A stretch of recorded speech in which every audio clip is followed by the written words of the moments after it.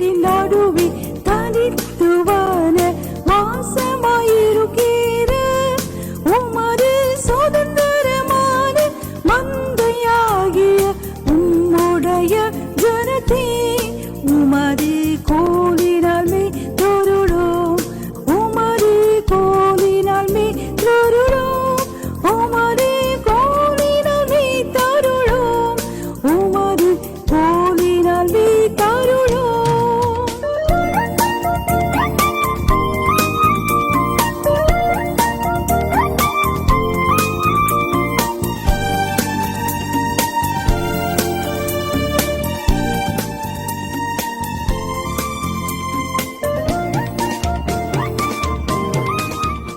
அப்போஸ்தலரும் ஊழியமும். பெரியம்மா, அப்போஸ்தலர் யார்? அப்போஸ்தலருடைய ஊழியம் என்ன? அதுதான் இன்றைக்கி சுருக்கமாக பார்க்குறோம். ரோமர் 1:7 வாசிங்க. ரோமர் 1:7. தமது நாமத்து நிமித்தம் விசுவாசத்துக்கு கீழ்ப்படிய பண்ணும் பொருட்டு எங்களுக்கு கிருபையையும் அப்போஸ்தல ஊழியத்தையும் அருளி செய்திருக்கிறார். பிரியமானவர்களே, தமது நாமத்தின் நிமித்தம் யாரை விசுவாசத்துக்கு கீழ்ப்படிய பண்ணும் பொருட்டு வேணுமென்னா மார்ஜினில் குறித்து கொள்ளுங்கள். 6ஆம் வசனத்தில் சகல ஜாதிகளையும், தமது நாமத்தின் நிமித்தம் சகல ஜாதிகளையும் விசுவாசத்துக்கு கீழ்ப்படிய பண்ணும் பொருட்டு எங்களுக்கு கிருபையையும் அப்போஸ்தல ஊழியத்தையும் அருளி செய்திருக்கிறார். அருளி செய்திருக்கிறார். எதற்காக இந்த அப்போஸ்தல ஊழியத்தை அருளி செய்திருக்கிறார்? சகல ஜாதிகளையும் விசுவாசத்துக்கு கீழ்ப்படிய பண்ணும் பொருட்டு. எப்படி பிற இன மக்களுக்கு சுவிசேஷத்தை சொல்லுவது? பிற இன மக்களுக்கு சுவிசேஷத்தை சொல்ல இப்படி ஒரு பண்டிகை தேவையா என்றெல்லாம் யோசித்து கொண்டிருந்தோம். பிற இன மக்களை விசுவாசத்துக்கு கீழ்ப்படிய பண்ணும் பொருட்டு பண்டிகை தேவையல்ல, கிருபை தான் தேவை. அவர்களை விசுவாசத்துக்கு கீழ்ப்படிய பண்ணும் பொருட்டு எங்களுக்கு கிருபையையும் அப்போஸ்தல ஊழியத்தையும் அருளி செய்திருக்கிறார். ஆங்கிலத்தில் கிரேஸ் அண்ட் அப்பாஸ்டல்ஷிப், கிரேஸ் அண்ட் அப்பாஸ்டல்ஷிப் என்று பார்ப்போம். 1 கொரிந்தியர் 9:2 வாசியுங்கள். 1 கொரிந்தியர் 9:2. நான் மற்றவர்களுக்கு அப்போஸ்தலனாய் இராவிட்டாலும் உங்களுக்கல்லவோ அப்போஸ்தலனாய் இருக்கிறேன். கர்த்தருக்குள் நீங்கள் என் அப்போஸ்தல ஊழியத்திற்கு முத்திரையாய் இருக்கிறீர்களே. பிரியமானவர்களே, அங்கே பிற இனத்திலிருந்து இவங்க ரட்சிக்கப்பட்டிருக்காங்க. பிற இன மக்கள் கொரிந்தில் அவங்க ரட்சிக்கப்பட்டு கர்த்தருக்குள்ளே வந்திருக்காங்க. அவங்கள ரட்சிப்புகளை நடத்தினதை பற்றி பவுல் சொல்கிறாரு, இது என்னுடைய அப்போஸ்தல ஊழியத்தின் முத்திரை. நீங்கள் தான் என்னுடைய அப்போஸ்தல ஊழியத்தின் முத்திரை. பிற இனத்தில் இருந்தவர்களை ரட்சிப்புக்களை கொண்டு வந்திருக்கோம் விசுவாசத்துக்கு கீழ்ப்படிய பண்ணும் பொருட்டு. அது வெறும் சுவிசேஷ ஊழியம் என்றல்ல, அது அப்போஸ்தல ஊழியத்தினுடைய முத்திரை என்று சொல்லப்பட்டிருக்கு. கலாத்தியர் 2:7-8 வாசிங்க. கலாத்தியர் 2:7-8. அதுவும் அல்லாமல் விருத்த சேதனம் உள்ளவர்களுக்கு அப்போஸ்தலனாய் இருக்கும்படி பேதுருவை பலப்படுத்தினவர் புறஜாதிகளுக்கு அப்போஸ்தலனாய் இருக்கும்படி என்னையும் பலப்படுத்தினபடியால் விருத்த சேதனம் உள்ள அவர்களுக்கு சுவிசேஷத்தை பிரசங்கிக்கும்படி. எதை பிரசங்கிக்கும்படி? சுவிசேஷத்தை பிரசங்கிக்கும்படி. எப்படி பேதுரு யூதருக்கு அப்போஸ்தலராக இருந்தாரோ அதே போல் பவுல் புறஜாதியருக்கு அப்போஸ்தலராக இருக்கிறார். அந்த அப்போஸ்தலர்ஷிப் எதற்காக கொடுக்கப்பட்டது? சுவிசேஷத்தை பிரசங்கிக்கும்படி. இன்றைக்கி அப்போஸ்தலர் ஆகிட்டாலே சுவிசேஷம் சொல்ல மாட்டாங்க. ஆனால் பைபிள் அப்படி தான் போட்டிருக்கு. அப்போஸ்தலர்ஷிப்னா என்ன? மற்றவர்களுக்கு சுவிசேஷத்தை அறிவிக்கும்படி சகல ஜாதிகளையும் விசுவாசத்துக்கு கீழ்ப்படிய பண்ணும் பொருட்டு. சகல ஜாதிகளையும் விசுவாசத்துக்கு கீழ்ப்படிய பண்ணும் பொருட்டு தான் அப்போஸ்தலர்ஷிப் அப்படின்னு பார்க்குறோம். 8ஆம் வசனம் கூட வாசியுங்கள். விருத்த சேதனம் உள்ள அவர்களுக்கு சுவிசேஷத்தை பிரசங்கிக்கும்படி பேதுருவுக்கு கையளிக்கப்பட்டது போல விருத்த சேதனம் இல்லாதவர்களுக்கு பிரசங்கிக்கும்படி அது எனக்கும் கையளிக்கப்பட்டதென்று அவர்கள் கண்டு. அதான் மினிஸ்ட்ரி. உங்களை ஒரு பிற இன மக்களுக்கு சுவிசேஷத்தை அறிவிக்கும்படி கர்த்தர் அனுப்புகிறார் என்றால் அப்போஸ்தலர்ஷிப். அப்போ அப்போஸ்தலர்னு யார்? பிற இன மக்களுக்கு சுவிசேஷத்தை அறிவிக்கணும், நற்செய்தியை அறிவிக்கணும். அப்போஸ்தலர் 14:14 வாசியுங்கள். அப்போஸ்தலராகிய பர்னபாவும் பவுலும் அதை கேட்ட பொழுது தங்கள் வஸ்திரங்களை கிழித்துக் கொண்டு பட்டணத்துக்குள்ளே ஓடி உரத்த சத்தமாய். அந்த 12 பேர் மாத்திரமல்ல, இங்கே பர்னபாவையும் ஒரு அப்போஸ்தலர் என்று தான் சொல்லியிருக்கு, பவுலையும் ஒரு அப்போஸ்தலர் என்று சொல்லியிருக்கு. பவுலும் பர்னபா மட்டுமா? வாசிங்க 1 தெசலோனிக்கேயர் 1:1. பவுலும் சில்வானும் தீமோத்தேயும் பிதாவாகிய தேவனுக்குள்ளும் கர்த்தராகிய இயேசு கிறிஸ்துவுக்குள்ளும் இருக்கிற தெசலோனிக்கேயர் சபைக்கு எழுதுகிறதாவது, நம்முடைய பிதாவாகிய தேவனாலும் கர்த்தராகிய இயேசு கிறிஸ்துவினாலும் உங்களுக்கு கிருபையும் சமாதானமும் உண்டாவதாக. 2ஆம் அதிகாரம் 6ஆம் வசனம் வாசிங்க. நாங்கள் கிறிஸ்துவின் அப்போஸ்தலராக உங்களுக்கு பாரமாய் இருக்கக்கூடியவர்களானாலும் உங்களிடத்திலாவது மற்றவர்களிடத்திலாவது மனுஷரால் வரும் மகிமையை நாங்கள் தேடவில்லை. அப்போ தீமோத்தேயை பற்றி சொல்லும் போதும் பவுல் அப்போஸ்தலருங்கிறார், சில்வானஸை பற்றி சொல்லும் போதும் அப்போஸ்தலர் தான் சொல்கிறார், பர்னபாவும் அப்போஸ்தலர் என்று தான் சொல்லப்பட்டிருக்குது. 11 அப்போஸ்தலர் பவுலை சேர்த்துட்டா இவங்க பவுலோட சேர்ந்து 12 அப்போஸ்தலர்லாம் சொல்லி வேதத்தில் இல்லாத சில காரியங்களை யூகித்து சிலர் பேசுகிறாங்க. பவுல் மட்டும் அப்போஸ்தலர், பர்னபாவை அப்போஸ்தலர்னு சொல்லியிருக்குது. தீமோத்தேயு, சில்வானஸ் இவங்களெல்லாம் அவர் அப்போஸ்தலர் என்ற சொல்லை பயன்படுத்துகிறாரு. ரோமர் 1:1 வாசிங்க. இயேசு கிறிஸ்துவின் ஊழியக்காரனும் அப்போஸ்தலனாகும்படி அழைக்கப்பட்டவனும் தேவனுடைய சுவிசேஷத்திற்காக பிரித்தெடுக்கப்பட்டவனுமாகிய பவுல். அப்போஸ்தலன் ஆகும்படி அழைக்கப்பட்டவன் யாரு? தேவனுடைய சுவிசேஷத்துக்காக பிரித்தெடுக்கப்பட்டவன். தேவனுடைய சுவிசேஷத்துக்காக பிரித்தெடுக்கப்பட்டவன். இந்த அப்போஸ்தலர் அப்போஸ்தலர் அப்போஸ்தலர் அப்படிங்கிற அந்த சொல் கிரேக்கத்தில் 3 சொற்கள் அடங்கிய ஒரு சொல். வேணா குறிச்சிக்கோங்க. A plus post, P O S T post plus L E, A post L E apostle. பிரியமில்ல, இன்றைக்கு போஸ்ட் அப்படின்னா இன்றைக்கி நம்ம ஒரு கம்பு சொல்கிறோம், தபாலுக்கும் போஸ்ட் அப்படிங்கிறோம். அன்றைக்கு 1 மைலுக்கு 1 மைல் ஒரு போஸ்ட் நட்டியிருப்பாங்க. இப்போ எலக்ட்ரிக் போஸ்ட் நட்டியிருக்கும், மைல் கல் வைக்கிறாங்க. அதே மாதிரி ஒரு போஸ்ட் நட்டியிருப்பாங்க, 1 மைலுக்கு 1 மைல், அதான் மைல் கல். சரியாக 1 மைல் டிஸ்டன்ஸில் அடுத்த போஸ்ட் இருக்கும். ஒவ்வொரு போஸ்ட்லேயும் ஒரு பணியாள் நிற்பான், ஒரு போர் சேவகன் நிற்பான். இப்போ இங்கேருந்து ராஜா ஒரு லெட்டர் மந்திரி வீட்டு கொடுத்து விடணும் அப்படின்னா எப்படி செய்வான்?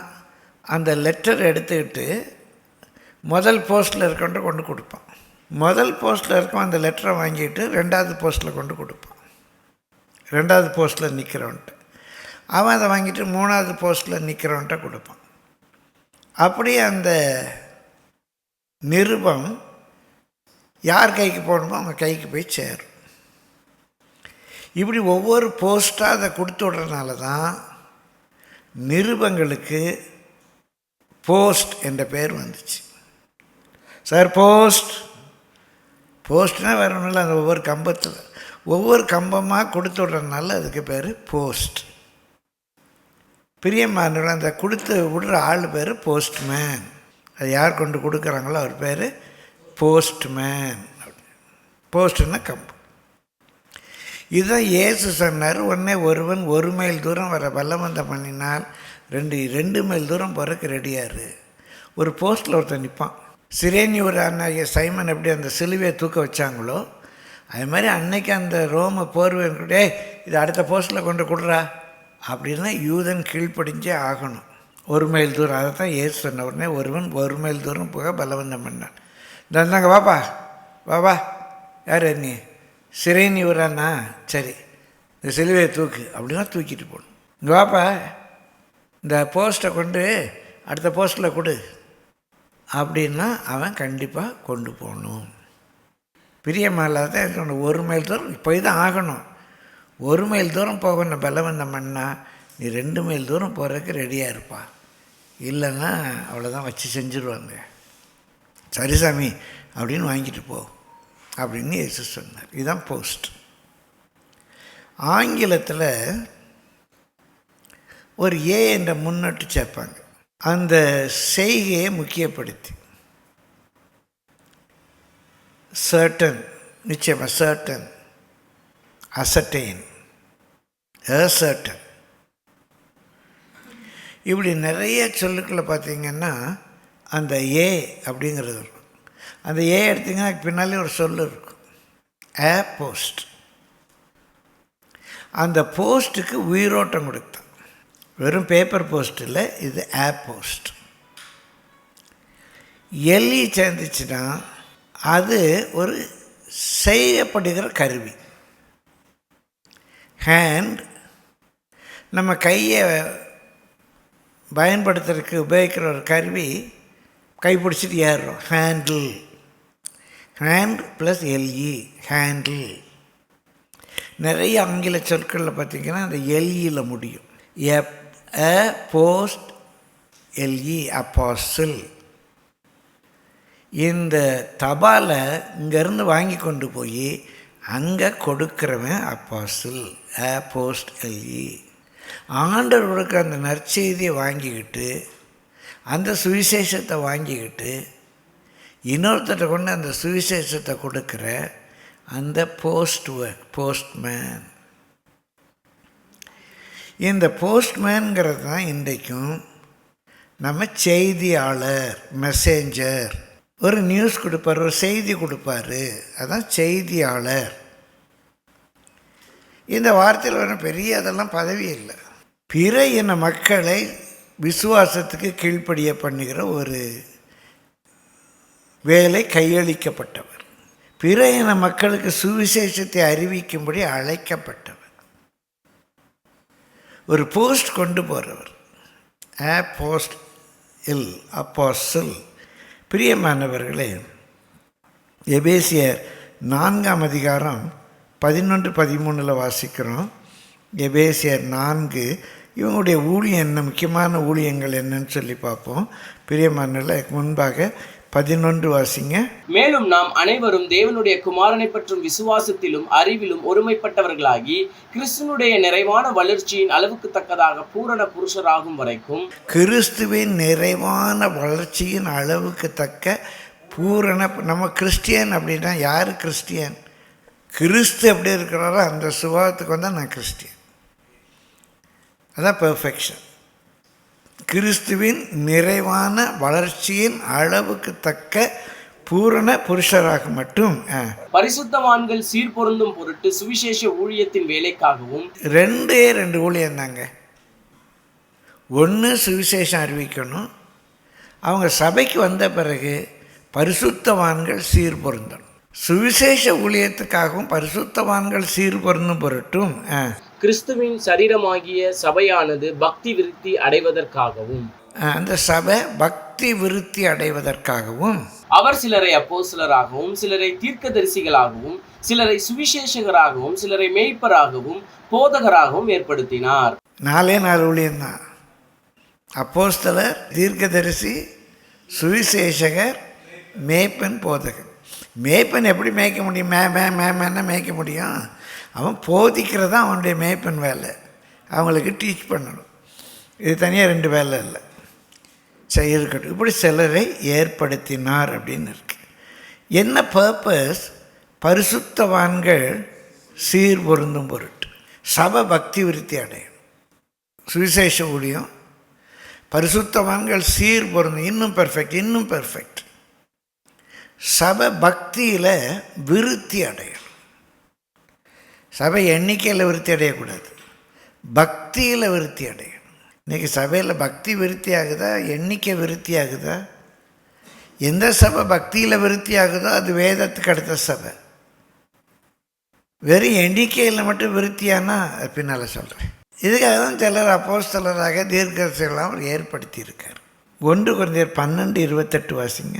தேவனானவர் சபையிலே முதலாவது அப்போஸ்தலரையும், 2வது தீர்க்கதரிசிகளையும், 3வது போதகர்களையும், பின்பு அற்புதங்களையும், பின்பு குணமாக்கும் வரங்களையும், ஊழியங்களையும், ஆளுகைகளையும், பலவித பாஷைகளையும் ஏற்படுத்தினார்.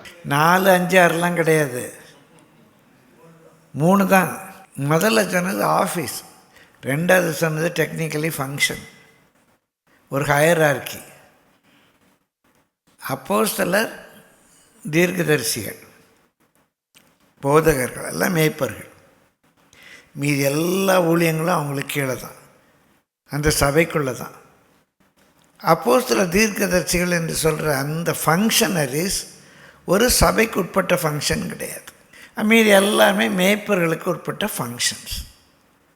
இப்போ இந்த அப்போஸ்தலருடைய ஃபங்க்ஷன் என்ன, அவங்க ஊழியம் என்ன, என்ன நோக்கத்தோடு அப்போஸ்தலர் ஆண்டவர் ஏற்படுத்துகிறாரு, அதை நம்ம கொஞ்சம் சீக்கிரமாக பார்ப்போம். நம்பர் 1, மத்தேயு 10:1-2 வாசிங்க.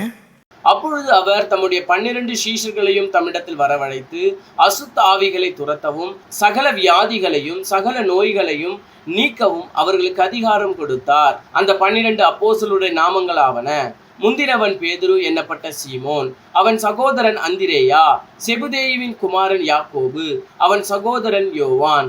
அந்த 12 தெரிந்து கொள்ளப்பட்டவங்கள அப்போஸ்தலர்கள். அது அப்போஸ்தலர் பட்டம் அவங்களுக்கு கொடுக்கல. இந்த தெரிந்து கொள்ளப்பட்டவர்களுக்கு அப்போஸ்தலர்கள் அப்படின்னு ஒரு பெயர் வைக்கு. அந்த அனுப்பப்பட்டவங்க, அந்த போஸ்ட்மேன்.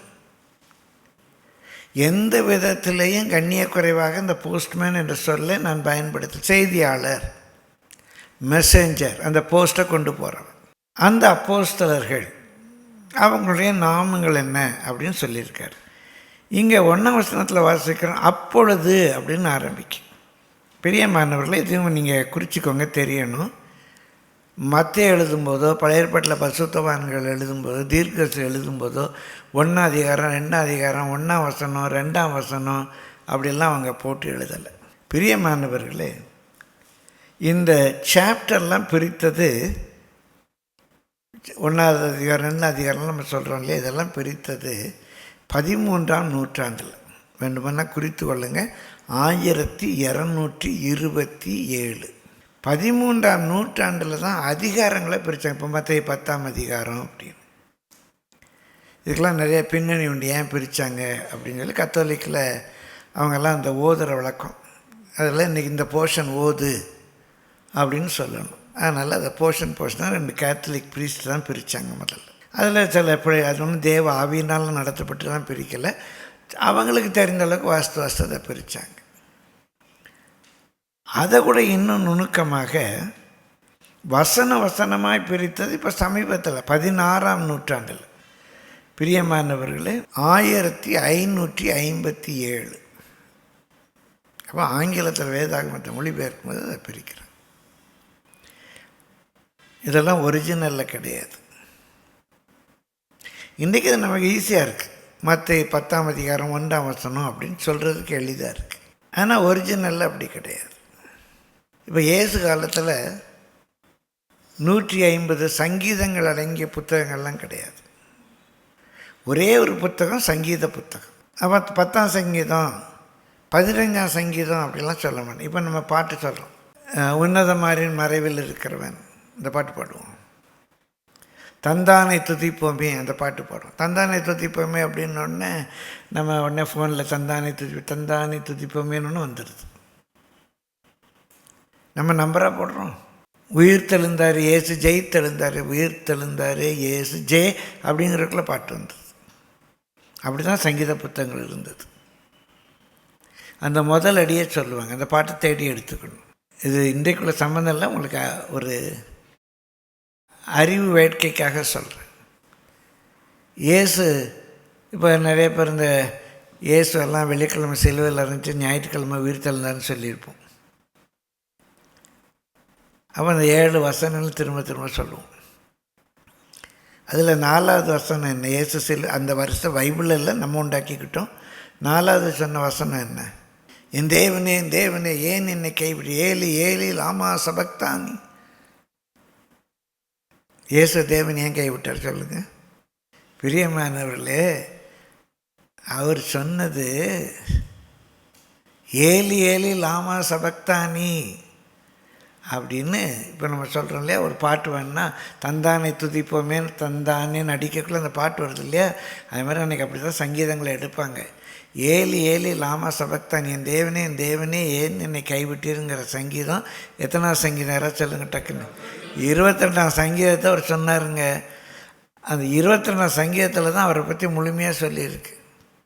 அவர் கைகளிலும் கால்களிலும் ஆணி உருவ குத்தினார்கள். தாவீது காலத்தில் அப்படி பனிஷ்மெண்ட்டே கிடையாது. எவனையும் கையிலையும் காலையும் ஆணி குத்திட்டு தொங்க விடுற பனிஷ்மெண்ட்டே, அவனுக்கே அது என்னன்னு தெரியாது, தீர்க்கமாக சொல்கிறான்.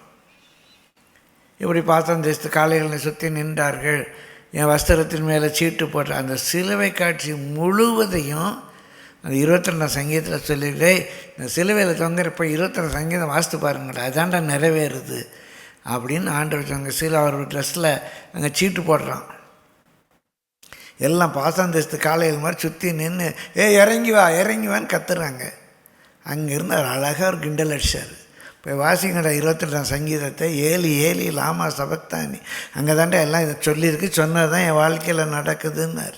தேவன் அவரை ஒருபோதும் கைவிடவில்லை. ஏசாயா சொல்ல நம்ம அப்படி நினச்சோம், தேவன் அவரை கைவிட்டாரோ என்று நினைத்தோம். எல்லாம் தீர்மானத்தின்படி நடந்தது. அவரை நீதிமானாக்கிற அவரோடு கூட இருந்தார். அங்கே சங்கீதம் 120, 22 அப்படிலாம் கிடையாது. இதெல்லாம் ரொம்ப பின்னால் குறிக்கப்பட்ட இது. இருக்கட்டும், பிரியமான. இப்போ எதுக்காக நான் சொல்ல ஆரம்பித்தேன் இதன்னா, அந்த அப்பொழுது எப்பொழுது ஒரு கேள்வி வருது. அப்போ அதுக்கு முன்னால் நம்ம போய் பார்க்க வேண்டியிருக்கு. அப்பொழுதுன்னா எப்பொழுது? 9ஆம் அதிகாரம் 35 வாசிங்க. பின்பு இயேசு சகல பட்டணங்களையும் கிராமங்களையும் சுற்றி நடந்து ஜெப ஆலயங்களில் உபதேசித்து ராஜ்யத்தின் சுவிசேஷத்தை பிரசங்கித்து ஜனங்களுக்கு உண்டாயிருந்த சகல வியாதிகளையும் சகல நோய்களையும் நீக்கி அவர்களை சொஸ்தமாக்கினார். அவர் திரளான ஜனங்களை கண்டபொழுது அவர்கள் மேய்ப்பனில்லாத ஆடுகளைப் போல தோய்ந்து போனவர்களும் சிதறடிக்கப்பட்டவர்களுமாய் இருந்தபடியினால் அவர்கள் மேல் மனதுருகி தம்முடைய சீஷர்களை நோக்கி, அறுப்பு மிகுதி, வேலையாட்களோ கொஞ்சம், ஆதலால் அறுப்புக்கு எஜமான் தமது அறுப்புக்கு வேலையாட்களை அனுப்பும்படி அவரை வேண்டிக் கொள்ளுங்கள் என்றார். அப்பொழுது அவர் தம்முடைய 12 சீஷர்களையும் தம்மிடத்தில் வரவழைத்து அசுத்த ஆவிகளை துரத்தவும் சகல வியாதிகளையும் சகல நோய்களையும் நீக்கவும் அவர்களுக்கு அதிகாரம் கொடுத்தார். இப்போ அங்கே ஊழியத்தினுடைய ஒரு டிமாண்ட் வருது. இவரே இப்போ எல்லாம் செய்ய முடியலை. இவர் சிலரை அந்த பணிக்காக அனுப்புவதற்கு தேவைப்பட்டுச்சு. அங்கே அப்பொழுது அப்படின்னா உடனே அன்னைக்கே என்றல்ல. நம்ம லூக்காவில் வாசிக்கும்போது தெளிவாக புரிந்து கொள்ள முடியும். லூக்கா 6, 12, 13 வாசிங்க. ரெண்டையும் கனெக்ட் பண்ணி தான் நம்ம எப்பவும் பார்க்கணும், எல்லா அதிகாரங்களும். அப்போ தான் நமக்கு டோட்டாலிட்டி கிடைக்கும். லூக்கா 6, 12, 13. அந்நாட்களிலே அவர் ஜெபம் பண்ணும்படி ஒரு மலையின் மேல் ஏறி முழுவதும் தேவனை நோக்கி ஜெபம் பண்ணி கொண்டிருந்தார். இப்போ அந்த சூழ்நிலையில் என்ன பண்ணுறாரு? 9க்கும் இதுக்கும் இடையில இது இருக்குது. ராத்திரி எல்லாம் ஜெபம். ஆண்டவர் என்ன பண்ண? அறுப்பு மிகுதி, வேலையாட்களோ கொஞ்சம், அறுப்புக்கு எஜமான இடத்துல வேண்டிக் கொள்ளுங்கள், வேண்டிக்கிறார். அந்த பகுதி அங்கே மத்தேயுவில் பார்க்கல, இங்கே பார்க்குறோம். அங்கே வேண்டிக் கொள்ளுங்கள்னு சொன்னார். இங்கே போயிட்டு நைட்டெல்லாம் ஜெபம் பண்ணுறேன், ஆண்டவரே அறுப்பு மிகுதி, வேலையாட்களை கொஞ்சம் அப்படின்னு ஜெபம் பண்றார். முழுவதும் ஜெபம் பண்ணி கொண்டிருந்தார்.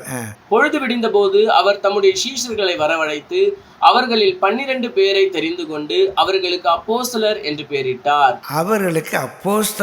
பெயரிட்டார். அவர்கள் யாரெனில், பேதுரு என்று தாம் பேரிட்ட சீமோன், அவன் சகோதரனாகிய அந்திரேயா, யாக்கோபு, யோவான், பிலிப்பு, பர்தலோமேயு. கர்த்தருடைய பரிசுத்த நாமத்துக்கு மகிமை உண்டாவது. அவங்களை இப்போ அவர் அனுப்புகிறார். அனுப்புறது மாத்திரமல்ல, பிரியமானவர்களே, கர்த்தருடைய பரிசுத்த நாமம் மகிமைப்படுவதாக அவளுக்கு அப்போஸ்தலர் என்று பெயரிட்டார். மார்க் 3:14. அப்பொழுது அவர் 12 பேரை தெரிந்து கொண்டு அவர்கள் தம்மோடு கூட இருக்கவும் பிரசங்கம் பண்ணும்படியாக தாம் அவர்களை அனுப்பவும் வியாதிகளை குணமாக்கி பிசாசுகளை துரத்தும்படி அவர்கள் அதிகாரமுடையவர்களாய் இருக்கவும் அவர்களை ஏற்படுத்தினார். சரி, பிரியமானவர்களே, இப்போ இந்த 3ஐயும் கம்பேர் பண்ணி பார்க்கும்போது தான் நம்ம தெளிவாக புரிந்து கொள்ள முடியுது. அங்கே ஊழியத்தினுடைய டிமாண்ட் இருக்குது. 70 பேர் அனுப்புகிறார். அவங்களுக்கும் இதே தான் சொல்கிறார். வியாதியஸ்தரை சுகமாக்குங்க, பிசாசுகளை துரத்துங்க, குஷ்டரோகிகளை சுஸ்தமாக்குங்க. இதே ஊழியம் தான் சொல்லி அனுப்புகிறார். சுவிசேஷத்தை பிரசங்கிங்க. அவங்களும் போய் ஊழியம் செய்கிறாங்க. இப்போது நைட்டெல்லாம் ஜெபம் பண்ணி ஒரு 12 பேரை தெரிந்து கொண்டு அவங்களுக்கு அப்போஸ்தலர்கள் என்று பெயரிட்டார். இப்போ மத்தேயு, மார்க்கு, லூக்கா 3 இணைத்து வாசிக்கிறோம். அந்த பொதுவாக ஒரு 70 பேர் ஊழியத்துக்கு அனுப்புனார். அவங்களுக்கும் இந்த 12 பேரை தெரிந்து கொண்டு இவங்களை ஊழியத்துக்கு ஏற்படுத்தினார ஒரே ஒரு வித்தியாசத்தை அங்கே பார்க்க முடியும். என்ன வித்தியாசம் யாராவது கவனிச்சிங்களா? தம்மோடு இருக்கும்படி அவர்களை தெரிந்து கொண்டார். பிரியமானவர்களே, இந்த அப்போஸ்தல தகுதி, முதலாவது தகுதி, full time they are for Jesus. Full time they are for Jesus. அவங்களுக்கு வேறு வேலையே கிடையாது, வேறு வேலை அவங்க பார்க்க முடியாது. நான் ரட்சிக்கப்பட்டு என்னுடைய 21 வயசில் 72 ரட்சிக்கப்பட்டேன். செப்டம்பர் ரட்சிக்கப்பட்டேன், அக்டோபர் அபிஷேகம் பெற்றேன், நவம்பர் ஞானஸ்நானம் பெற்றேன், டிசம்பரில் ஒரு கூட்டத்தில் சாட்சி சொன்னேன், ஜனவரியில் நெல்லை மூக்குப்பேரி அசனத்தில் பிரசங்கிக்க கர்த்தர் வாய்ப்பு கொடுத்தார். அதே மார்ச்சில் பன்ரொட்டி குட் ஃப்ரைடே ஈஸ்டர் பேர் சொல்லுங்க மன்னித்துக் கொள்ளுங்கள், அந்த ஆராதனைகளில் பேசினேன். ஏப்ரலில் விழுப்புரம் சீலவாம் கன்வென்ஷனில் பேசினேன். ரட்சிக்கப்பட்டு ஒரு சில மாதங்களுக்குள்ளே இன்னும் பேசிகிட்டு இருக்கேன். என்னுடைய மேரேஜுக்கு பாஸ்டர் சுந்தரையா மெசேஜே கொடுக்கல. எனக்கு தெரிஞ்சு சுந்தரையா மெசேஜ் கொடுக்காத ஒரே ஒரு மேரேஜ் என் மேரேஜ் தான். 1977. அப்போ எனக்கு 25 வயசு. எனக்கு 22, என் மனைவிக்கு 23 வயசு. சாலம்னைஸ் பண்ணிவிட்டு ஒரு வார்த்தை சொன்னார், இவரே ஒரு பிரசங்கியார், இவருக்கு என்னத்தை பிரசங்கம் பண்ணேன் அப்படி இவரை பற்றி ஒரு சாட்சி. எனக்கு இத்தனாம் தேதி இன்ன கிழமை இத்தனை மணிக்கு இவர் இன்ன இடத்துல இருப்பார்னு எனக்கு தெரியும். எங்கே போனாலும் ஐயாட்ட சொல்லிட்டு போயிடுவேன். மேக்ஸிமம் ஒரு மாதத்துக்கு 26 பிரசங்கம் பண்ணியிருக்கேன். அவெல்லாம் கேலண்டரில் தான் குறிப்போம். ஒரு தடவை ஒரு மாதம் கேலண்டரில் 20க்கு குறைவாக பிரசங்கம் இருந்துச்சு. கேலண்டரை கீழே போட்டு அழுதுருக்கேன். ஆண்டவரே, நான் ஏன் பாவம், என்ன பாவம் செஞ்சேன், எனக்கு 20க்கு குறைஞ்சிருச்சு ஆண்டவரேன்னு அழுதுருக்கேன். எதற்காக இதை சொல்கிறேன்? அன்றைக்கு நான் முழு நேரம் ஊழியத்தில் இல்லாவிட்டாலும் முழு நேரம் ஊழியம் செய்தேன். ஸ்கூலில் வாத்தியாராக இருந்தேன். எக்ஸாம் நடக்கும்போதே என் பேப்பர் வரும். மேத்ஸ் எக்ஸாம் புதுதாக 3வது பரீட்சையாக இருக்கும். பேப்பர் வந்தோடனே திருத்த ஆரம்பிச்சிடுவேன். அந்த லீவு முதல் நாளே போகும்போது 2 பெட்டி கையில் தூக்கிட்டு போவேன். ஒரு பெட்டியில் பரீட்சை பேப்பர் இருக்கும் திருத்துறதுக்கு, ஒரு பெட்டியில் என் ட்ரெஸ் இருக்கும். ஸ்கூல் லீவ் விட்டு அன்றைக்கி நான் ட்ரெயினுக்கு போகிறேன், ட்ரெயின் லைட் ஆச்சுன்னு பிரிட்ஜிலேருந்து குதிச்சிருக்கேன் ட்ரெயினை பிடிக்கிறதுக்கு. இதெல்லாம் பெருமைக்கு சொல்லலை, ஆனால் முழு நேரம் கர்த்தருடைய ஊழியத்தில் இல்லை. எதுக்காக சொல்ல வரேன்? அந்த 70 பேரை வச்சு ஊழியம் செஞ்சார். ஆனால் இந்த 12 பேரை குறித்து அவருடைய நோக்கம் அவர் கூட இருக்கணும். இன்றைக்கும் அந்த அப்போஸ்தல ஊழியம் என்றார் வேறு வேலை வெட்டியே இருக்கக்கூடாது, அவரோடு கூட இருக்கிறது. அவர் போனால் போகணும், வானா போகணும், கழுதி அவுத்துட்டு வானா கழுதி அவுத்துட்டு வரணும். அவர் என்ன சொல்கிறாரோ செஞ்சிட்ருக்கணும். இதற்காக 12 பேரை தம்மோடு கூட இருக்கும்படி அவர் தெரிந்து கொண்டார். இது அவங்களுடைய தெரிந்து கொள்ளுதல். 2வது ரோமர் 1:1 திரும்ப வாசிங்க. இயேசு கிறிஸ்துவின் ஊழியக்காரனும் அப்போஸ்தலனாகும்படி அழைக்கப்பட்டவனும் தேவனுடைய சுவிசேஷத்திற்காக பிரித்தெடுக்கப்பட்டவனுமாகிய பவுல். 2வது நம்மளை அவர் பிரித்தெடுத்திருக்கிறது அவருடைய சுவிசேஷத்துக்காக. அதான் அப்போஸ்தலன். அவருடைய நற்செய்தி பணிக்காக. இயேசு என்னை காப்பாற்றுவார், இயேசு ரட்சிக்கிறார், இயேசு என்னைக்கு விடுதலை தருவார். பிரியமா, இதோ தேவன் ஆளுகை செய்கிறார், இந்த பரலோக ராஜ்யம் சமீபமாக இருக்குது. இவங்க யார்? இந்த அப்போஸ்தலர்கள், அப்போஸ்தலே, நற்செய்தி பணியாளர்கள். இன்றைக்கி நிறைய பேர் சபை கிடையாது, சுவிசேஷ ஊழியம்பாங்க. நாங்களாம் எவாஞ்சலிஸ்டிக் மினிஸ்ட்ரிம்பாங்க. ஆனால் இந்த எவாஞ்சலிஸ்ட் ஊழியம் செய்கிறது எல்லாம் சபையில் போய் பிரசங்கம் பண்ணுவாங்க. சபையில் எவாஞ்சலிஸ்ட்டுக்கு என்ன வேலை? அவங்க தான் எவாஞ்சலைஸ் ஆகி தானே சபைக்கு வந்திருக்காங்க. அவங்க தான் இயேசு சொந்த ரட்சகரை ஏற்றுக்கொண்டு ஞானஸ்நானம் பெற்று பரிசுத்தாவின் அபிஷேகத்தை பெற்றிருக்கிறாங்க.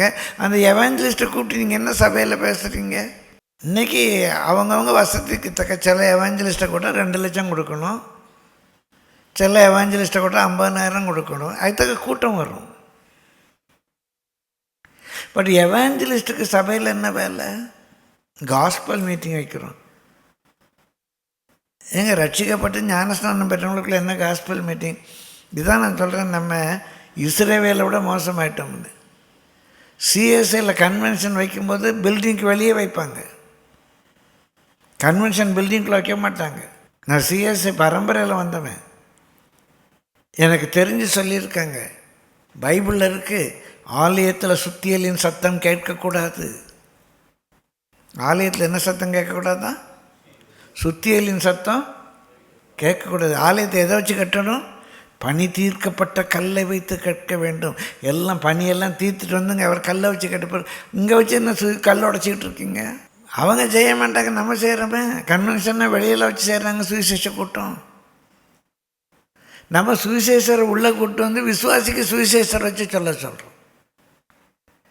யார் வந்தால் கலெக்ஷன் அதிகமாக வருமோ அவங்கள கூப்பிட்டுக்கிறோம். எங்கே போயிட்டுருக்குறோம்? பிரியமானவர்களே, சபையில் பரிசுத்தவான்கள் சீர்பொருந்தணும். சுவிசேஷ ஊழியம் சபைக்கு வெளியே.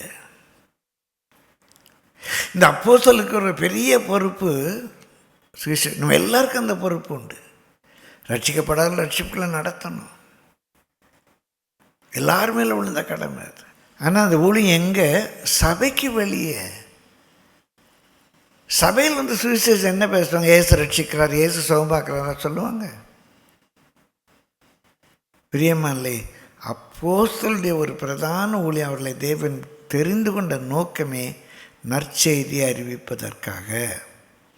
அது மாத்திரம். முதலாவது நம்ம பார்த்தோம் பிரியமல்ல அவரோடு கூட இருப்பதற்காக, ரெண்டாவது நற்செய்தி பணிக்காக, மூன்றாவது ரோமர் 1:7 வாசிக்க. நம்ம வாஸ்தவத்தை முதல்லையே, தமது நாமத்தின் நிமித்தம் விசுவாசத்திற்கு கீழ்ப்படிய பண்ணும் பொருட்டு எங்களுக்கு கிருபையையும் அப்போஸ்தல ஊழியத்தையும் அருளி செய்திருக்கிறார். இவன் நற்செய்தி அறிவித்த பிறகு அவங்கள விசுவாசத்துக்கு கீழ்ப்படிய பண்ணும் பொருட்டு.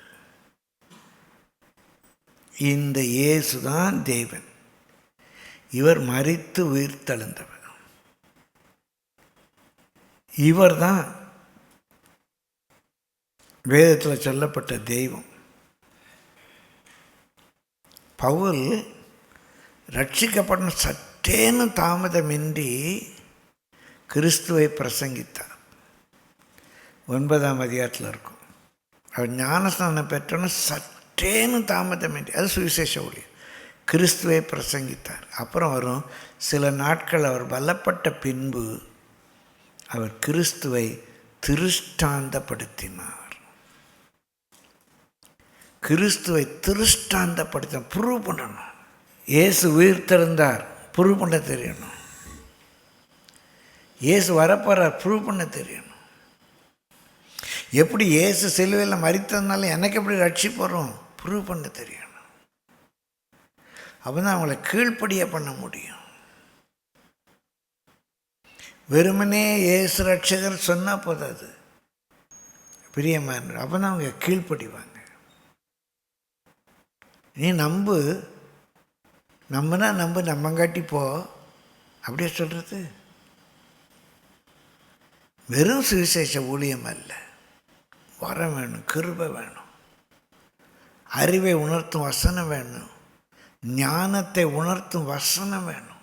இயேசுதான் தெய்வம் என்று அவர்களை விசுவாசத்துக்கு கீழ்ப்படிய பண்ணும் பொருட்டு அதுக்கு வேண்டிய கிருபை வேணும். வரங்களுக்காக ஜெபிங்க. அப்போஸ்தலர்கள் யார்? அப்போஸ்தல ஊழியம் என்னது? விசுவாசத்துக்கு கீழ்ப்படிய பண்ணும் பொருட்டு. அப்போ அவரோடு கூட இருக்கிறோம், நற்செய்தி அறிவிக்கிறோம், விசுவாசத்துக்கு கீழ்ப்படிய பண்ணுகிறோம். சரி, நான்காவது அப்போஸ்தலருடைய ஊழியத்தின் 4வது பகுதி என்ன? ரொம்ப ரொம்ப முக்கியமானது, நல்லா கவனிங்க. அப்போஸ்தலர் 9:31 வாசிங்க. அப்போஸ்தலர் 9:31 நல்லா கவனமாக வாசிங்க. அப்பொழுது யூதேயா, கலிலேயா, சமாரியா நாடுகளில் எங்கும் சபைகள் சமாதானம் பெற்று பக்தி விருத்தி அடைந்து கர்த்தருக்கு பயப்படுகிற பயத்தோடும் பரிசுத்த ஆவியின் ஆறுதலோடும் நடந்து பெருகின. எது பெருகிச்சு? சபைகள் பெருகணும், சபை பெருகக்கூடாது. இது நிறைய பேருக்கு பிடிக்காது, ஆனால் தான் சத்தியம். சபைகள் பெருகின. இன்றைக்கு நம்ம சபை பெருகணும்னு நினைக்கிறோம். அருண் ஷௌரின்னு சொல்லி ஒரு பிஜேபி மினிஸ்டர் இருந்தார் வாஜ்பாய் காலத்தில். அதுக்கு முன்பாக அருண் ஷௌரி இந்தியன் எக்ஸ்பிரஸில் எடிட்டராக இருந்தார். நல்ல அறிவுஜீவி. எனக்கு அவருடைய ரைட்டிங்ஸ் பிடிக்கும். அவர் ஒரு புக் எழுதியிருக்க மிஷன்ஸ் இன் இந்தியா அப்படின்னு. அந்த மிஷன்ஸ் இன் இந்தியாவில் நான் சுருக்கமாக சொல்கிறேன், ஒரு பகுதி கன்வர்ஷன் என்பது கிறிஸ்தவர்களுக்குள்ள ஒரு நோய். அவங்க பிற மதத்திலேருந்து கிறிஸ்தவ மதத்தை கன்வெர்ட் பண்ணுறது மாத்திரமல்ல, கத்தோலிக்கில் இருக்கவங்கள ப்ராட்டஸ்டண்ட்டுக்கு கன்வெர்ட் பண்ணுவாங்க. ப்ராட்டஸ்டண்ட்டில் இருக்கவங்க ஆவிக்குரிய சபைங்கிற சபைக்கு கன்வெர்ட் பண்ணுவாங்க. இப்படி கன்வெர்ட் பண்ணுறது அவங்களுக்கு ஒரு நோய். அன்றைய கணக்கில் அவர் சொல்ல, இந்திய கணக்கில் நான் சொல்கிறேன். அவர் சொல்கிறாரு, ஒரு குடும்பம் அவங்க சபைக்கு சேர்ந்தா அவர் 100 200 ரூபா போடுறாரு. இன்றைக்கி ஒரு குடும்பம் நம்ம சபைக்கு வந்தால் வருமானம் குறைஞ்சது ஒரு 1000 ரூபா. 1000லாம் இல்லை, இன்றைக்கி யாருக்கு போனாலும் ஒரு 10 2000 3000 ரூபா வருமானம். ஒரு குடும்பம் நம்ம சபைக்கு வந்துச்சுன்னா 2000 ரூபா வருமானம். அந்த குடும்பம் நம்ம சபையை விட்டு போயிடுச்சுன்னா 2000 ரூபா நஷ்டம். முந்தையெல்லாம் பாதாளத்தை கொள்ளையிட்டு பரலோகத்தை நிரப்பினாங்க. இன்றைக்கி பக்கத்து சபையை கொள்ளையிட்டு தன் சபையை நிரப்பிக்கிட்டு இருக்கிறாங்க. தேவன் ரொம்ப நல்லவர். இவர்களுக்காகவே நரகத்தை உண்டாக்கியிருக்கார். இல்லைன்னா இவங்களெல்லாம் எங்கே அனுப்புறது? நிச்சயமாக பரலோகத்தில் சேர்க்க முடியாது.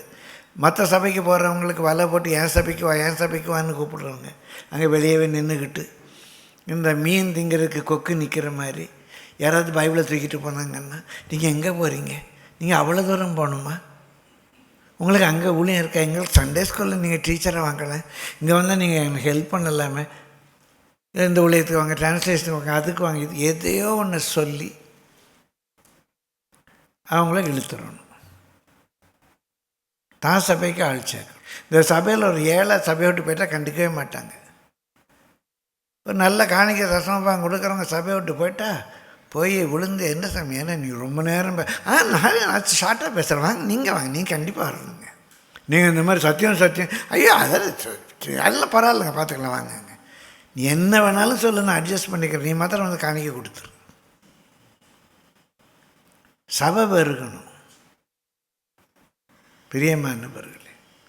ஆனால் அங்கே பார்க்குறோம் அப்போஸ்தலருடைய காலத்தில் சபைகள் பெருகின, நிறைய சபைகள் ஸ்தாபித்தாங்க. ஆனால் அதுக்கெல்லாம் என்னுடைய சபை, எல்லா சபைக்கும் அந்த பேர். பிரியமானவர்களே, லேண்டெல்லாம் இவங்க பேருக்கு வாங்குவோம், அப்பாயின்ட் பண்ணுவோம், ட்ரான்ஸ்ஃபர் பண்ணுவோம், அப்படிலாம் ஒன்றுமே பண்ணலை. மூப்பரை ஏற்படுத்தினாங்க, மூப்பர் சபையை பார்த்துக்கிட்டாங்க. மேய்ப்பனை ஏற்படுத்தினாங்க, மேய்ப்பர் சபையை பார்த்துக்கிட்டாங்க. அங்கே சூப்பரண்டெண்டிங் பாஸ்டர், ஏரியா பாஸ்டர், அப்புறம் அசிஸ்டன்ட் பாஸ்டர், அசோசியேட் பாஸ்டர், அப்படிலாம் பைபிளில் இல்லவே இல்லை. பிரியமானவர்களே, ஒரு சபை, அந்த சபைக்கு ஒரு மேய்ப்பன், அவ்வளோதான். அப்படி நிறைய சபைகளை உருவாக்குறாங்க. பிரியமான ஆரம்பத்தில் இருந்து கத்த எனக்கு கொடுத்த வெளிச்சம், I am against mega search. மேய்ப்பன் எவ்வளோ ஆடுகளை மேய்க்க முடியுமோ அவ்வளோ ஆடு தான் இருக்கணும். மேய்ப்பன் ஆடுகளை பேர் சொல்லி அறிந்திருக்கணும். 1000 ஆடு இருந்த பேர் தெரியுமா? ஜெபிக்க முடியுமா? ஏசு காசு சொல்கிறாரு, ஒரு மேய்ப்பனுக்கு 100 ஆடுகள் இருந்ததுன்னா ஒரு ஆடு காணாமல் போயிட்டு அவன் அந்த ஆட்டை தேடி போனான். காணாமல் போல, சிதறடிக்கப்பட்டு போயிட்டு. அது காணாமல் போல், அங்கே என்னமோ பிரச்சனை, சிதறடிக்கப்பட்டு போயிடுச்சு. அந்த ஆட்டை தேடி போனோம். நம்ம காணாமல் போன ஆடு அது ஒன்றும் காணாமல் போல், சிதறடிக்கப்பட்டுச்சு. அங்கே ஏதோ பிரச்சனை, ஆட்டுக்கு சண்டை, இல்லை மேய்ப்பன் ஆட்டை சரியாக மேய்க்கலை, அந்த ஆடு ஏதோ போயிடுச்சு. மேய்ப்பன் தேடி போகிறான். 1000 ஆடு இருந்துச்சுன்னா ஒரு ஆடு காணாமல் போனதே மேய்ப்பனுக்கு தெரியாது. பிறகு எங்கே தேடி போகிறது? அவர் கதையிலேயே 100 ஆடு தான் சொன்னார். அந்த கதையில் ஒரு மேய்ப்பனுக்கு 25,000 ஆடுகள் இருந்தது அப்படின்னு ஏசுன்னு எவனா அந்த கதையை நம்பியிருப்பானா? எப்படிங்க ஒரு மேய்ப்பனுக்கு 25,000 ஆடு இருக்குன்னு இருப்பான். 100 ஆடு இருந்துச்சுன்னா காசு சொன்னார். பிரியமானல அன்றைக்கி ரோமன் கத்தோலிக் சர்ச்சு, சிஎஸ்ஐ சர்ச்செலாம் போய் பாருங்கள். பெரிய இப்போ ஆண்ட்ரூ கர்க் இருக்குது, கெதீட்ரல் இருக்குது, பெரிய வளாகம் இருக்கும். 1 ஏக்கர் 1.5 ஏக்கர் வளாகம் இருக்கும். நல்ல ஊருக்கெல்லாம் தெரிகிற மாதிரி பெரிய கோபுரம் இருக்கும். உள்ளே போய் பாருங்கள், 150 பேர் உட்கார பியூஸ் அவ்வளோதான் போட்டிருப்பாங்க. எந்த கேத்தலிக் பாரிஸ்லையாவது 2000 பேர் 20000 பேர் உட்கார்ற மாதிரி பெஞ்சு போட்டிருக்காங்கன்னா அவங்களுக்கு இடம் இல்லையா? பணம் இல்லையா? ஒரு மேய்ப்பன் இத்தனை வீடு தான் சந்திக்க முடியும், இத்தனை விசுவாசியாக தான் கவனிக்க முடியும். அதுக்கு மேலேன்னா அடுத்த ஏரியாவில் இன்னொரு சர்ச்சை ஆரம்பிச்சிடுவாங்க. இந்த சர்ச்சை இடிச்சு கட்ட மாட்டாங்க. அப்போ சொல்லுவாங்க சர்ச்சை இடிக்கக்கூடாதும்பாங்க. வேற ஒன்றும் இல்லை. எனக்கு தெரிஞ்சு சிபிஎம் பசங்க பண்ணியிருக்காங்க. அந்த படகு நிரம்பின உடனே அந்த படகை பெருசாக்குனானா இல்லையே, வேறொரு படகை தானே கூப்பிட்டான். ஏன் உங்கள் சபையை பெருசாக்குறீங்க, இன்னொரு சபையை உருவாக்குங்க அப்படிம்பாங்க. இப்போ இடித்து கட்டி எங்களுக்கு இட பிரச்சனையாக தான் இருக்கு, என்ன பண்ணுறது? நீ இடித்து கட்ட வேண்டாம் அதெல்லாம் சொல்லலை. ஆனால் இங்கே சொல்லப்பட்டது அப்போஸ்தலருடைய சபைகளை ஸ்தாபித்தாங்க. அதெல்லாம் தங்களுடைய ஆர்கனைசேஷனை அவங்க வைக்கலை. இப்போ இந்த ஒரு பிரான்ச் வச்சுருக்கு, இந்த ஸ்தாபனத்துக்கு ஒரு பிரான்ச் வச்சுருக்கு. அங்கே ஒரு பாஸ்டர் தான் தப்பு பண்ணிட்டார், பெரிய பிரச்சனை ஆகிடுச்சு. உடனே அந்த பிரச்சனையான பாஸ்டரை பிடிச்சி இன்னொரு சபையெல்லாம் நான் ட்ரான்ஸ்ஃபர் பண்ணுறேன். அப்போ என்ன பண்ணுறேன், இந்த கெட்ட ஆளை கொண்டு போய் ஒரு நல்ல சபையில் போடுறேன். தேவையா அது? பைபிள் அங்கே பவுல் யாரையாவது அப்படி ட்ரான்ஸ்ஃபர் பண்ணாரா? சில ஸ்தாபனத்தில் 3 வருஷத்துக்கு ஒரு தடவை ட்ரான்ஸ்ஃபர். ஏன்னா அதுக்கு மேலே அவங்களை அங்கே வைக்க முடியாது, பிரச்சனை ஆயிரும். 3 வருஷத்துக்கு ஒரு ட்ரான்ஸ்ஃபர்.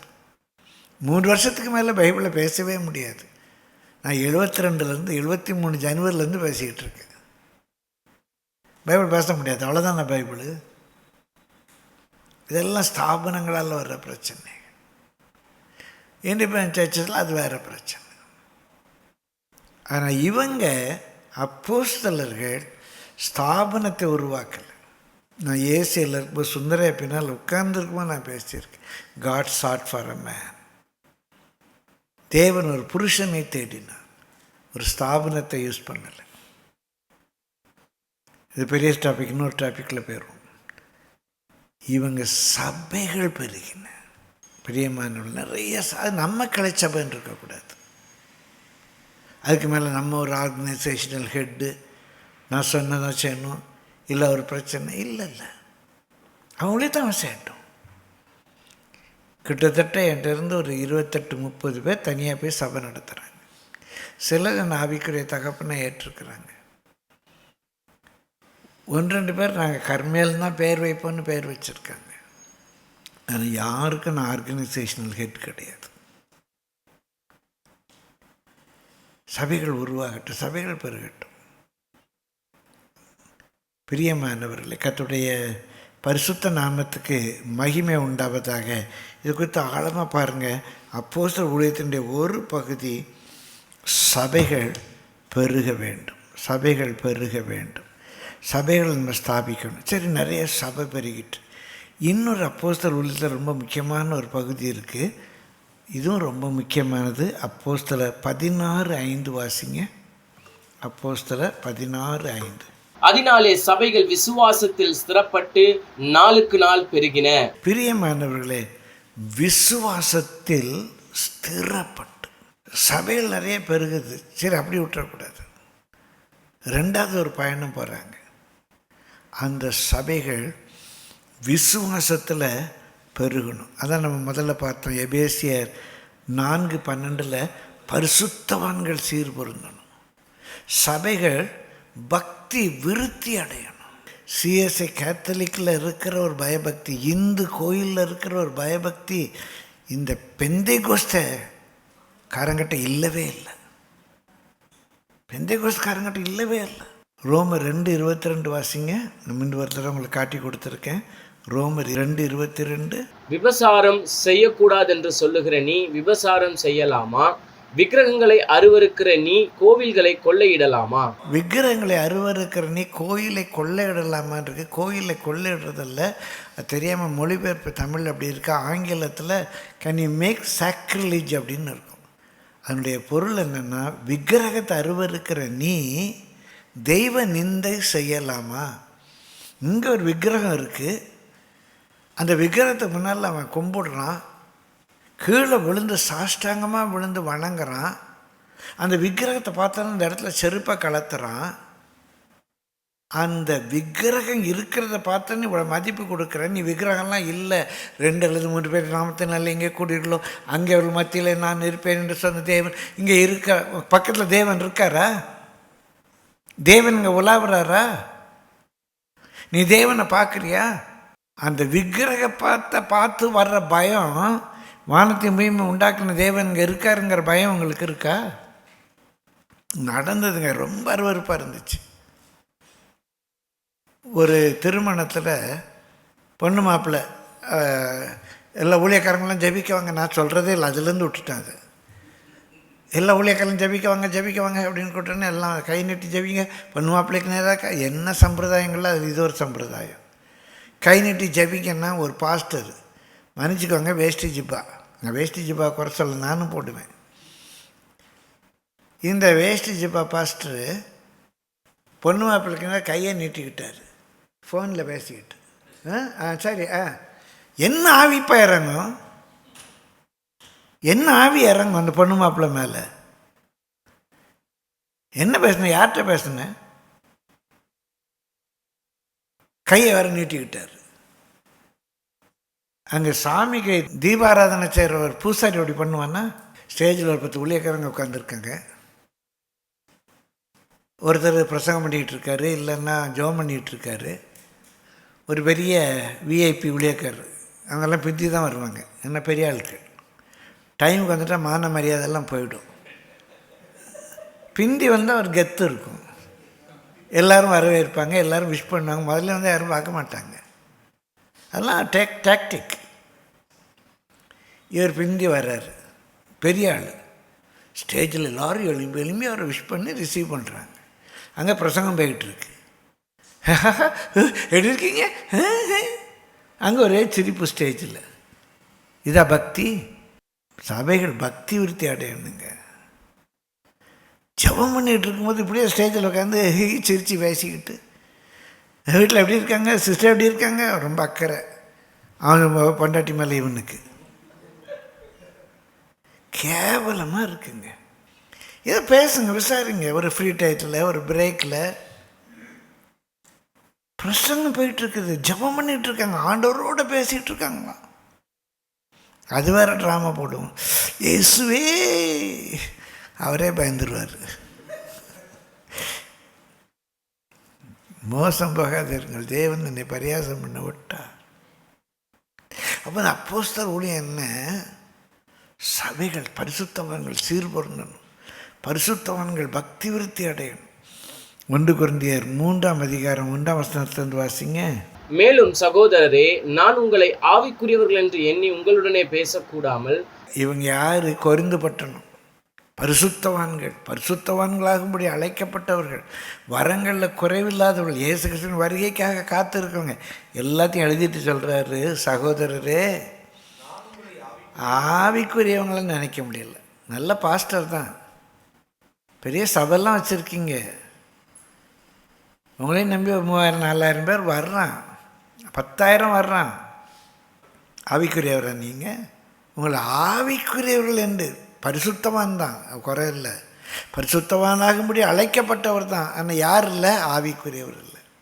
உங்களை ஆவிக்குரியவர்கள் என்று உங்களுடனே பேசக்கூடாமல் மாம்சத்திற்குரியவர்கள் என்றும் கிறிஸ்துவுக்குள் குழந்தைகள் என்றும் எண்ணி பேச வேண்டியதாயிற்று. பொறாமை, விபச்சாரம், வேசித்தனம், அசுத்தம் எல்லாம் இருக்கு. வேசித்தனத்தில் இருக்கவங்களோட கை கொடுக்குறது, விபச்சாரத்தில் இருக்கவங்களோட கை கொடுக்கறது, அவங்கள கண்டிக்க மாட்டாங்க, அவங்க கொடுக்குற காணிக்கை வாங்கிக்குவாங்க. உங்களை மாம்சத்துக்குரியவர்கள் என்றும் நீங்கள் பலனில்லாதவர்களானதால் உங்களுக்கு போஜனம் கொடாமல் பாலை குடிக்க கொடுத்தேன். இன்னமும் நீங்கள் மாம்சத்திற்குரியவர்களாய் இருக்கிறபடியால் இப்பொழுதும் உங்களுக்கு பலன் இல்லை. பொறாமையும் வாக்குவாதமும் பேதகங்களும் உங்களுக்குள் இருக்கிறபடியால் நீங்கள் மாம்சத்திற்குரியவர்களாய் இருந்து மனுஷ மார்க்கமாய் நடக்கிறீர்கள் அல்லவா? இந்த பரிசுத்தவான்கள், இந்த அப்போஸ்தலராக அழைக்கப்பட்டவர்கள் மனுஷ மார்க்கமாக நடக்கிறாங்க, மனுஷ மார்க்கமாக நடக்கிறாங்க. பிரியமானவர்கள், சீமந்தம் வச்சா போடுறாங்க, அது முழுக்க முழுக்க ஆரிய மாயையில் உள்ளது. தமிழ் பண்பாட்டிலே கிடையாது. இன்றைக்கும் திராவிட கழகம் அதை எதிர்க்குது. சீமந்துங்கிறது ஒரு பெண்ணடிமைத்தனத்திலேருந்து வந்தது. நான் முதல்ல சொன்ன மாதிரி பிராண்டி பாட்டிலுக்கு சர்பத்துன்னு லேபிள் ஒட்டிக்க வேண்டியதுதான். அதுக்கு என்ன லேபிள் ஒட்டிக்கணும்? Prayer meeting. பொம்பளை பிள்ளை வயசுக்கு வந்தால் புனித நீராட்டு விழா, மஞ்சள் நீராட்டு விழா, ஸ்தோத்திர கூட்டங்க. ஏன் ஆம்பளை பையன் வயசுக்கு வர மாட்டான்னா? என் பொண்ணு வயசுக்கு வந்துட்டு தான் ஊரெல்லாம் சொல்லணுமா? பையன் வயசுக்கு வந்துட்டான்னு ஊரெல்லாம் சொல்கிறோமா? எதுக்கு அந்த பொண்ணு கையில் காசு கொடுக்குறாங்க தெரியுமா? சொல்ல விரும்பல, அசிங்கமாக இருக்குது. ஒரு பிரியமானவர்களே, ஒரு திராவிட கழகத்தை சேர்ந்தவங்க அதை செய்வாங்களா? ஒரு பகுத்தறிவாளன் செய்வான் அதை? இன்னும் மனுஷ மார்க்கமாக நடக்கிறாங்க. ஒரு நகை, மனைவிக்கு ஒரு நகை இல்லாத ஒரு பாஸ்டர் தாலியை கொடுக்காரு. என் பணத்துக்கெல்லாம் நீ உரிமை என்பதற்கு அடையாளமாக அந்த திருமாங்கல்யத்தை அணிவிக்க. எனக்கு அப்படி எஞ்சி போய் அடிச்சிடலாமா இருந்துச்சு. அந்த மாப்பிள்ளை சொல்லணுமா, என் பணத்துக்கெல்லாம் உனக்கு அதிகம் இருக்குது. உன் முன்னாடிக்கு என் தாலி கட்டலையா? உன் பணத்தை கொடுக்க இஷ்டம் இல்லையா உனக்கு? தாலி கட்டுறது சரின்னா சரியாக தப்பா அடுத்த பக்கம் இருக்கட்டும். நீ இதை தான் என் பணத்துக்கெல்லாம் நீ உனக்கு அதிகாரம் உண்டு என்பதற்கு அடையாளமானா உன் பொண்டாட்டிக்கு போய் கட்டு. அவளுக்கும் உன் பணத்துக்கு அதிகாரம் உண்டுல்ல? ஓ கிடையாதோ? உங்ககிட்ட வர டயத்தெல்லாம் கேட்க முடியாதோ? கணக்கு கேட்கக்கூடாதுன்னு உன் பொண்டாட்டிக்கு நீ தாலி கட்ட மாட்ட, இன்னொருத்துக்கு தாலியை ஆசீர்வச்சு கொடுப்ப. எங்கே போயிட்டுருக்கு கிறிஸ்தவம்? தாலி சரியா தப்பா அது அடுத்த டிபேட். ஆனால் நான் தாலி கட்டாமல் இன்னொருத்தருக்கு எப்படி தாலியை ஆசீர்வச்சு கொடுக்க முடியும்? அன்றைக்கும் சொன்னேன், இன்றைக்கும் சொல்கிறேன், தாலி சரின்னா முதலாவது நான் கட்டுவேன். இவங்க அப்போஸ்தலரா? யோசிங்க. மனுஷ மார்க்கமாக நடக்கிறாங்க. இப்போ அப்போஸ்தலருடைய ஊழியம் என்ன தெரியுமா? இவங்களை விசுவாசத்தை ஸ்திரப்படுத்தணும். ரட்சிக்கப்பட்டு ஞானஸ்நானம் பெற்று பரிசுத்தாவின் அபிஷேகம் பெற்று சபைக்குள்ளே வந்துட்டாங்க. இவங்க ஸ்திரப்படலை, சத்தியத்தில் ஸ்திரப்படலை. பவுல் பெறப்பட்டு போகிறார், அவர்களை ஸ்திரப்படுத்தும்படிக்கு, எஸ்டாப்ளிஷ் பண்ணும்படிக்கு. சரி, 6வது 1 கொரிந்தியர் 4:1 வாசி. இப்படியாக எந்த மனுஷனும் எங்களை கிறிஸ்துவின் ஊழியக்காரர் என்றும் தேவனுடைய ரகசியங்களின் உக்கிரானக்காரன் என்றும் எண்ணிக்கொள்ள கடவன். மேலும் உக்கிரானக்காரன் உண்மையுள்ளவன் என்று காணப்படுவது அவனுக்கு அவசியமாம். தேவனுடைய ரகசியங்களின் மேனேஜர். வேதத்தில் ரகசியம்னு சொல்கிறது சீக்ரெட் இல்லை, mysteries. An apostle is the steward of the mysteries of God. இது ஏற்கனவே தேவாதீனத்தில் இருக்கு. ஏற்ற வேளையில் தேவன் அதை வெளிப்படுத்தாதான் மிஸ்ட்ரி. நிறைய மிஸ்ட்ரி இருக்கு. நான் 7 ரகசியங்களை குறித்து பேசியிருக்கிறேன். வேதத்தில் உள்ள 7 ரகசியங்கள், மிஸ்ட்ரிஸ். கச்சித்தமான இன்னொரு நாள் அந்த தனியாக ஒரு சப்ஜெக்ட் எடுக்கலாம். 7 மிஸ்ட்ரிஸ். தேவனுக்கும் இயேசுக்குள்ள ஐக்கியம் ஒரு ரகசியம். It's a spiritual mystery. நாசரேத்தூரில் மரியாளுங்கிற ஒரு பெண்ணுடைய வயிற்றில் 40 வாரங்கள் அந்த வயத்தில் ஒரு கருவாக இருந்து உருவெடுத்து. அப்போ அந்த 40 வாரங்கள் அவர் இங்கே பல்லவத்தில் இல்லையா? மரியாள் வயிற்றுக்குள்ளே தான் இருந்தாரா? எல்லா பிள்ளைகளும் பிறக்கிறது போல அந்த குழந்தை பிறந்து அந்த பெண்ணிடத்திலே பால் உண்டு வளர்ந்த ஒரு பையன். அவர் எப்படி தேவன் நான் சொல்கிறது? பசியாக இருந்தார், தாகமாக இருந்தார், களைப்பாக இருந்தார், ஆவியில் கலங்கினார், ஆவியில் களி கூர்ந்தார். நம்மை போல் ஒரு பாடுள்ள மனுஷனாக இருந்தார். அவர் நான் எப்படி தேவன்னு சொல்கிறேன்? பெரிய கேள்வி வருது. அந்த ரகசியத்தை சொல்ல தெரியணும். இவர் யார்? ஒரு சில ஆண்டுகளுக்கு முன்பாக செய்யாரில் இவர் யார் அப்படின்னு டிசம்பர் 25 ஒரு மீட்டிங் வச்சுருந்தாங்க. அது பெரிய கதை. ஒரு 2500 பேர் உட்காரக்கூடிய ஒரு கல்யாண மண்டபம். எனக்கு பக்கத்தில் ஒரு ரூம் எடுத்து கொடுத்துருக்காங்க. ஒரு 5 மணி இருக்கும். அந்த பாஸ்டர் ஃபோன் பண்ணுறாரு. இப்போ வினோத் கூட உண்டு. பாஸ்டர் ஃபோன் பண்ணுறாரு, ஐயா ஹால் ஃபுல்லாகிடுச்சா, நீங்கள் தயவுசெய்து உடனே வாங்க. 6:30 மணிக்கு மீட்டிங், 5:30 மணிக்கு ஃபோன் பண்ணுறாரு, ஹால் ஃபுல்லாகிட்டு உடனே வாங்க. போனால் எல்லாம் நல்ல வேஷ்டி சட்டை தாவணி, பெரிய பொட்டு, திருநீர். தலைப்பு இவர் யார். அங்கே போட்டிருந்த நாற்காலில் உட்கார இடம் இல்லாமல் தரையிலெல்லாம் உட்காந்துருந்தாங்க. ஒரு 300-400 பேர் வெளியே நின்றுருப்பாங்களா, கூடவே இருக்கும். ஒரு உள்ள இடம் இல்லாமல் 500 பேர்கிட்ட வெளியே நிற்காங்க. நடந்தது. இவர் யார்? அந்த ரகசியத்தை வெளிப்படுத்தணும். அன்றைக்கு ஆல்டர் கால் கொடுக்கும்போது எங்களால் மேனேஜ் பண்ண முடியல. 1000க்கும் அதிகமான ஜனம் சாடி அடித்து முன்னால் வந்தாங்க அந்த இயேசுவை ஏற்றுக்கொள்கிறோம்.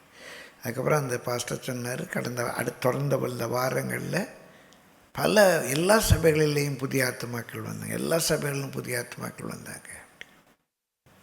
நான் பெருமைக்காக சொல்லலை. அப்போஸ்தல ஊழியத்தினுடையது தேவ ரகசியங்களினுடைய உக்கிரானக்காரன். இது உங்களுக்கு ஒரு ரகசியத்தை சொல்கிறேன். நம்ம எல்லாரும் மரிப்பதில்லை. கிறிஸ்துவுக்குள் மரித்தவர்கள் முதலாவது எழுந்திருப்பார்கள், பின்பு உயிரோடு இருக்கிற நாம் மறுரூபமாகும். அழிவுள்ளது அழியாமையை தரித்துக்கொள்ளும், சாவுக்கு ஏதுவானது சாவாமையை தரித்துக்கொள்ளும். இது எப்படி? இந்த ரகசியத்தை ஹேண்டில் பண்ண தெரியணும். அப்படியே ரகசியத்தின் உக்கிரானக்காரன். அந்த ரகசியம் பெரியது. பிரியமான என்ன பெரியது? ஆணும் பெண்ணும் திருமணத்தில் இருவராயிராமல் ஒருவராயிருக்கிறார். நான் கிறிஸ்துவை பற்றியும் சபையை பற்றியும் சொல்கிறேன். நம்ம அவருடைய எலும்புக்கு எலும்பு, அவருடைய சரீரத்துக்கு சரீரமாக இருக்கிறோம். எப்படி அப்படி ஆக முடியும்? இந்த ரகசியம் பெரியது. இப்படி வேதத்தில் நிறைய ரகசியங்கள் இருக்கு. இந்த ரகசியங்களுடைய உக்கிரானக்காரர்னா, இந்த ரகசியங்களுடைய மேனேஜர், ஸ்டூவர்ட்ஸ். இந்த ரகசியங்களை நம்ம ஹேண்டில் பண்ணணும். 7வது பிரியமானவர்களே, கடைசியாக எபேசியர் 2:20. அப்போஸ்தலர் தீர்க்கதரிசிகள் என்பவர்களுடைய அஸ்திபாரத்தின் மேல் கட்டப்பட்டவர்களாய் இருக்கிறீர்கள், அதற்கு இயேசு கிறிஸ்து தாமே மூளைக்கல்லாய் இருக்கிறார். அப்போஸ்தலர்கள் உபதேசத்தினுடைய பேஸ்.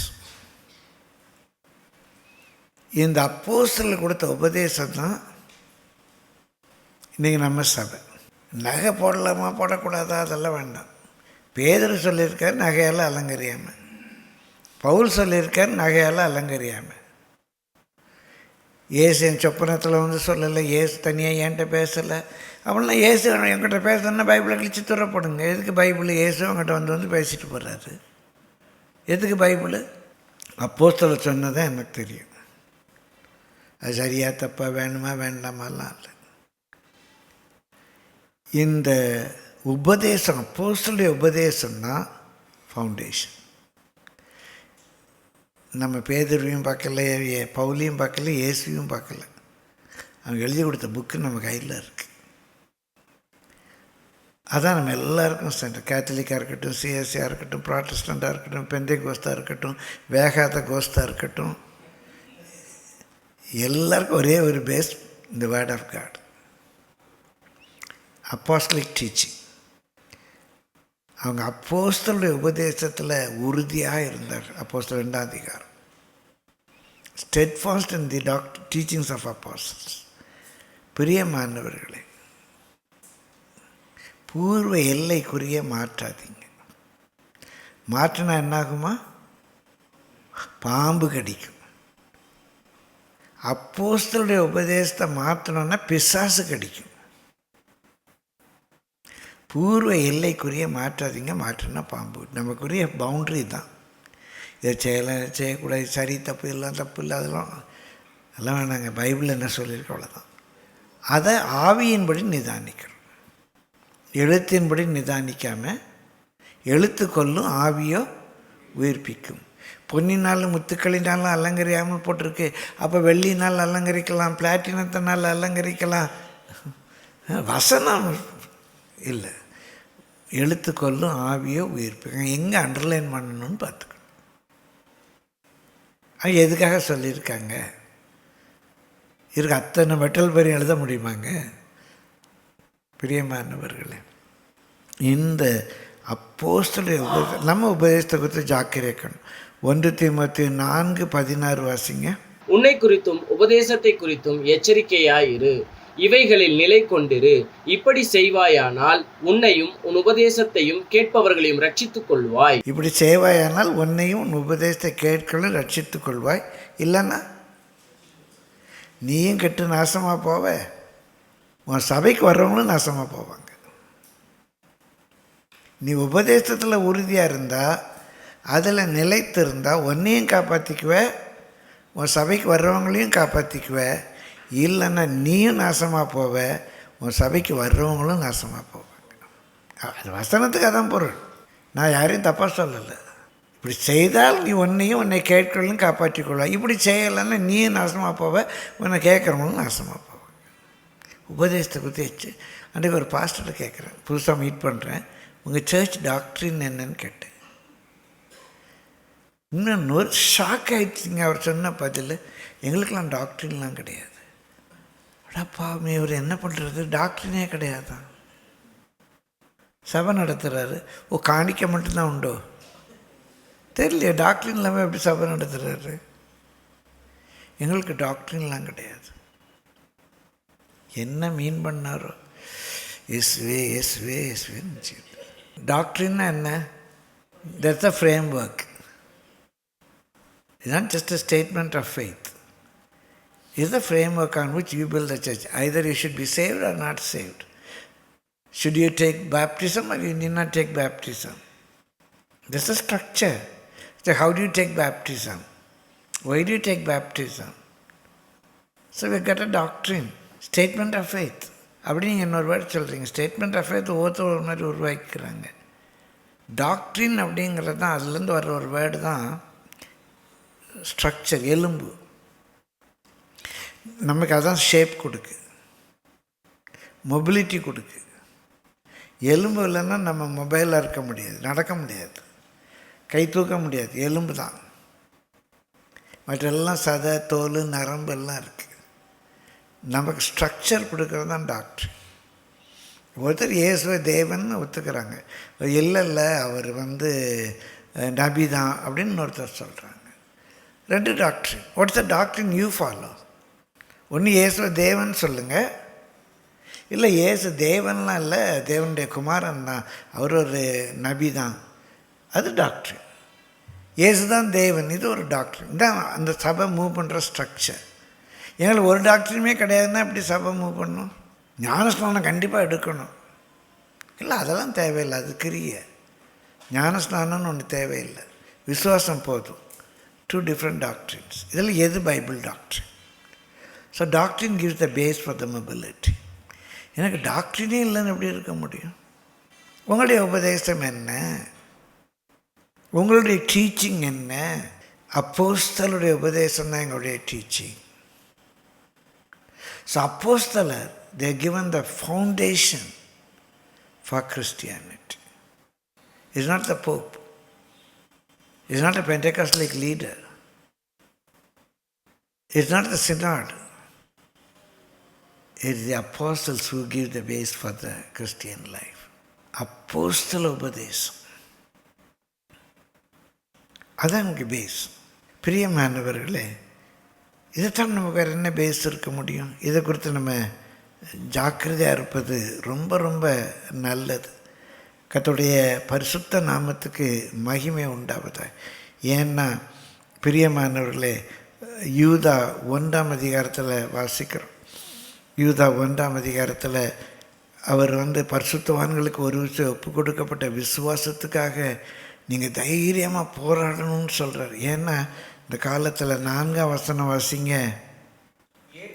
ஏனெனில் நமது தேவனுடைய கிருபையை காம விகாரத்துக்கு ஏதுவாக புரட்டி, தேவனுடைய கிருபை இன்றைக்கு நீ என்ன பாவம் வேணாலும் செய்யலாம், எப்படி வேணாலும் வாழலாம், அப்படி இப்படின்னு காம விகாரத்துக்கு ஏதுவாக புரட்டி ஒன்றான ஆண்டவராகிய தேவனையும் நம்முடைய கர்த்தராகிய இயேசு கிறிஸ்துவையும் மறுதலிக்கிற பக்தியற்ற சிலர் பக்க வழியாய் நுழைந்திருக்கிறார்கள். அவர்கள் இந்த ஆக்கினைக்குள்ளாவார்கள் என்று பூர்வத்திலே எழுதியிருக்கிறது. பிரியமானவர்களை, கள்ள உபதேசங்கள் கொஞ்ச நாளத்துக்கு முன்னால் ரொம்ப ஜாஸ்தியாக இருந்துச்சு. இப்போது கட்டுக்கடங்காமல் பெருகிடுச்சு. எல்லா மனுஷன் இஷ்டப்படி செய்யலாம். பயங்கரமான கேட்டுக்கு ஏதுவான வேத புரட்டுகள் கொஞ்ச நாளைக்கு முன்னாலே இது ஆரம்பிச்சிச்சு. ஒரு 8-10 வருஷம் இருக்கும். ஒரு நாள் ஒரு பாஸ்டர் அவசரமாக ஃபோன் பண்ணுறாரு. என் அண்ணன் கூட, அண்ணன் ஒரு ஊழியக்கார பேரை சொல்லி, நமக்கெல்லாம் நிறைய பேருக்கு தெரியும். அந்த ஊழியக்கார பேரை சொல்லி, அண்ணே அவர் இப்படி எழுதியிருக்காருண்ணே. என்ன எழுதியிருக்கார் தம்பி? யாராவது ஒரு பிள்ளை அப்பாட்ட போய் ஒரு காரியத்தை கேட்கும்போது முழங்கால் படிக்கிட்டா கேட்குது. ஸ்கூலில் ஹோம்ஒர்க் செய்யலைன்னா பனிஷ்மெண்ட்டுக்கு முழங்கால் படிட சொல்லுவாங்க. போலீஸ் ஸ்டேஷனில் குற்றவாளியை முழங்கால் படிட சொல்லுவாங்க. பிள்ளை அப்பாட்ட போய் கேட்குறதுக்கு முழங்கால் படிட வேண்டாம். அப்பாவுடையதை எடுத்துக்கொள்ளலாம், கேட்கக்கூட வேண்டாம், எடுத்துக்கோங்க. அப்பாவுடையதெல்லாம் உங்களுக்கு தான். இப்படின்னு எழுதியிருக்காருண்ணே. சரிதானே தம்பின்னு. என்னென்ன சொல்கிறீங்க? ஆமாம், பிள்ளை அப்பாட்ட போய் முழங்கால் படிட்டா கேட்கும். அப்பாட்ட இதெல்லாம் பிள்ளைக்கு தானே, எடுத்துக்க வேண்டியது தான். இதுக்கு என்ன அப்பாட்ட போய் கேட்குறது? என்னென்ன நீங்களும் அப்படி சொல்கிறீங்களா? இல்லை தம்பி, சரிதான் தம்பி, அவர் சொன்னது சரிதான். ஆனால் இந்த ஊழியக்காரனுக்கு இருந்த அறிவு இயேசுக்கு இல்லாமல் போயிடுச்சு. இந்த அறிவு பவுலுக்கு இல்லாமல் போயிடுச்சு. அவங்கெல்லாம் முழங்கால் படிட்டு ஜெபிச்சிருக்காங்கப்பா. எனக்கு இவனுக்கு இருக்கிற அறிவெல்லாம் எனக்கு வேண்டாம், எனக்கு இயேசுக்கு இருக்கிற இந்த அறிவு இருந்தால் போதும்னு. எனக்கு இயேசுக்கு இருக்கிற அறிவு இருந்தால் போதும்னு. 2 நாளைக்கு முன்னால் ஒருத்தர் சொன்னாங்க. அது எவனுடைய வெளிப்பாடுன்னு தெரியல. நான் அவன் சொல்கிறேன், தப்பாக நினைக்காது. அவங்களுக்கு அதுக்கு மேலே எனக்கு மரியாதை கொடுக்க தோணலை. ஒருத்தர் சொல்லியிருக்கான், நம்ம அப்பாவை கூட, அப்பாலாம் நமக்கு ஃப்ரெண்ட்ஸு. அப்பாலாம் யாரா? ஃப்ரெண்ட்ஸு. அதனால் அப்பாவெல்லாம் சும்மா வாடா போடன்னு பேசலாம், அம்மாவெல்லாம் வாடி போடின்னு பேசலாம். ஃப்ரெண்ட்ஸு நமக்கு. அப்படி தான் பழகணும். சொன்னதோடு அந்த முட்டாலும் பரவாயில்ல. ஆண்டவரை கூட வாடான்னு சொல்லலாம், செய்யி அப்படின்னு சொல்லலாம். நம்ம ஃப்ரெண்டு அவர். அந்த பிதா பரலோகத்தில் இருக்கிற பிதா. நம்ம வீட்டில் இருக்க அப்பா ஃப்ரெண்டு தான். ஃப்ரெண்டுனாலும் என் வேதம் சொல்லுது, அந்த ஃப்ரெண்டு கனத்துக்குரிய ஃப்ரெண்டு. உன் பெற்றோரை கனம் பண்ணுன்னு சொல்லியிருக்கு. இன்றைக்கு உபதேசங்கள், கள்ள உபதேசங்கள் பெருகிட்டு நிறைய விசாரிக்கிற கூட்டம் அங்கே தான் போகுது. எப்படி வேணாலும் வாழலாம். கோயிலுக்கு வந்தால் போதும், காணிக்கை கொடுத்தா போதும். ஒரு அதிகாரம் நீ வீட்டில் போய் வாசித்து பாருங்கள். நான் அதோட முடிக்கிறேன். 2 பேதுரு 2ஆம் அதிகாரம். முழு அதிகாரம் ரொம்ப முக்கியமானது. ஒரு சில வசனங்கள் வேகமாக வாசித்து கடந்து போவோம். 1ஆம் வசனத்தில் வாசிங்க. கள்ள தீர்க்கதரிசிகளும் ஜனங்களுக்குள்ளே இருந்தார்கள், அப்படியே உங்களுக்குள்ளும் கள்ள போதகர்கள் இருப்பார்கள். அப்படியே உங்களுக்குள்ள இந்த கூட்டத்தை நான் சொல்லலை, இங்கே இருந்தாலும் சொல்கிறதுக்கு இல்லை. பவுல் அங்கே எபேசு பட்டணத்தில் அங்கேருந்து ஊழியக்காரங்கள்லாம் கூப்பிட்டு மீட்டிங் வைக்கும்போதே சொல்கிறாரு, உங்களுக்குள்ளே சிலர் ஆட்டுத்தோல் போத்த நாய்கள் அப்படிங்கிறார். அந்த தைரியம் தில்லுன்னு எனக்கு வரலன்னு வச்சுக்கோங்களேன். அங்கே ஒரு 10-20 பேர் இருப்பாங்க. அவங்ககிட்ட சொல்கிறார், உங்களுக்குள்ளே சிலர் ஆட்டுத்தோல் போத்த நாய்கள் அப்படிங்கிறார். இன்றைக்கி சொன்னோம்னா நம்ம வெளியே போக முடியாது. என்னதெல்லாம் சொன்னேன்னு அந்த ஓநாய் வந்து கடிச்சிடும். அது ஓநாய்க்கு தெரியும் நம்மளை தான் சொன்னார் பாஸ்டர். பிரியமானவர்களே, அன்றைக்கே 2000 ஆண்டுகளுக்கு முன்பாகவே அப்படியே உங்களுக்குள்ளே கள்ள போதகர்கள் இருப்பார்கள்.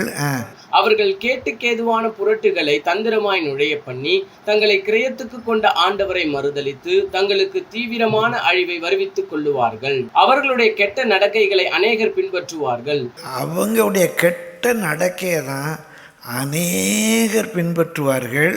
அவர்கள் நிமித்தம் சத்திய மார்க்கம் தூஷிக்கப்படும். நம்ம சத்தியம் சத்தியம் சத்தியம்னு சொன்னால் நம்ம வழியை அவங்க தூஷிப்பாங்க. பொருளாசை உள்ளவர்களாய். அவங்களுக்கு அடையாளம் தெரியுமா? பொருளாசை. இன்னும் லேண்ட் வாங்கணும், இன்னும் ப்ராப்பர்ட்டி வாங்கணும், இன்னும் சொத்து வாங்கணும், இன்னும் காணிக்க வேணும். பொருளாசை உடையவர்களாய் தந்திரமான வார்த்தைகளால் உங்களை தங்களுக்கு ஆதாயமாக வசப்படுத்திக் கொள்வார்கள். தங்களை உங்களுக்கு ஆதாயப்படுத்திங்கிறது மூல மொழியில் உங்களை வச்சு பிஸ்னஸ் செஞ்சு, ஆங்கிலத்தில் இருக்குது மெர்ச்சன்டைஸ் வித் யூ, உங்களை வச்சு பிஸ்னஸ் பண்ணி. பூர்வ காலம் முதல் அவர்களுக்கு விதிக்கப்பட்ட ஆக்கினை அயர்ந்திராது, அவர்களுடைய அழிவு உறங்காது. 14 வசனம் வாசிங்க. 14 வசனம். விபசார மயக்கத்தால் நிறைந்தவர்களும். இந்த முழு அதிகாரம் வீட்டில் விபச்சார மயக்கம். பிரியமானவர்கள், இன்னைக்கு சில ஆவிக்குரிய சபையில் விபச்சாரம் தலை விரித்தாடுது. பேசும்போதே டபுள் மீனிங்கில் பேசுறது. டபுள் மீனிங்கில் பேசுறது யாரை கவர் பண்ணாங்க?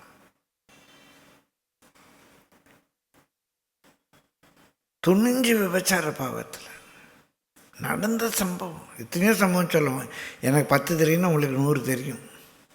சாதாரண விபச்சார மயக்கத்தில் இருக்காங்க. விபச்சாரத்தால் நிறைந்தவர்கள், விபச்சார மயக்கத்தால் நிறைந்தவர்களும் பாவத்தை விட்டு ஓயாதவர்களுமாய் இருக்கிற கண்களை உடையவர்கள். கண்கள் உடையவர்கள். உறுதியில்லாத ஆத்துமாக்களை தந்திரமாய் பிடித்து பொருளாசைகளில் பழகின இருதயத்தை உடைய சாபத்தின் பிள்ளைகள். இருதயத்தை உடைய சாபத்தின் பிள்ளைகள் யார்? இந்த கள்ளப்போதர்கள். சாபத்தின் பிள்ளைகள்னு இருக்கு. 18 வசனம் வாசிங்க. வஞ்சகமாய் நடக்கிறவர்களிடத்திலிருந்து அரிதாய் தப்பினவர்களிடத்தில் இவர்கள் அகந்தையான வீண் வார்த்தைகளை பேசி.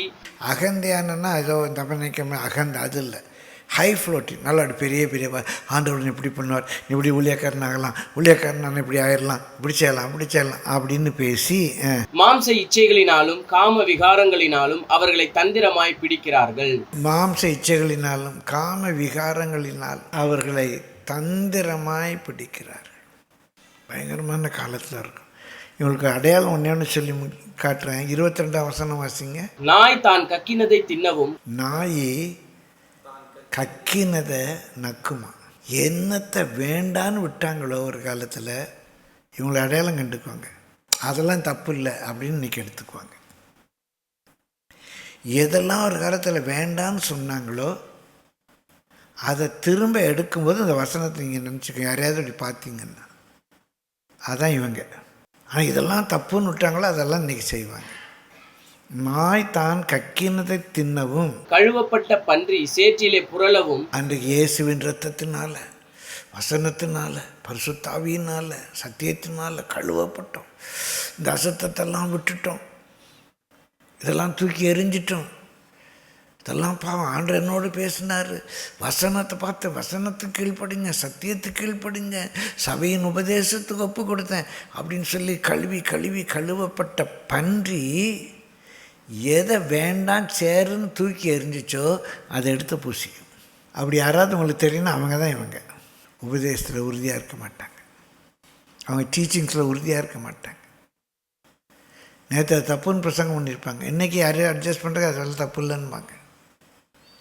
பிரியமான நம்ம அப்போஸ்தலர்கள் அவங்க இயேசுவோடு இருக்கிறாங்க, சுவிசேஷ ஊழியம் செய்கிறாங்க, ஜனங்களை விசுவாசத்துக்கு கீழ்ப்படிய பண்ணுறாங்க, சபைகளை ஸ்தாபிக்கிறாங்க, ஸ்தாபிக்கப்பட்ட சபைகளை ஸ்திரப்படுத்துகிறாங்க. பிரியமான தேவனுடைய ரகசியங்களின் உக்கிரானக்காரராக இருக்கிறாங்க. எல்லாவற்றுக்கும் மேலாக உபதேசத்தில் உறுதியாக இருக்கிறாங்க. உபதேசத்தில் உறுதியாக இருக்கிறாங்க.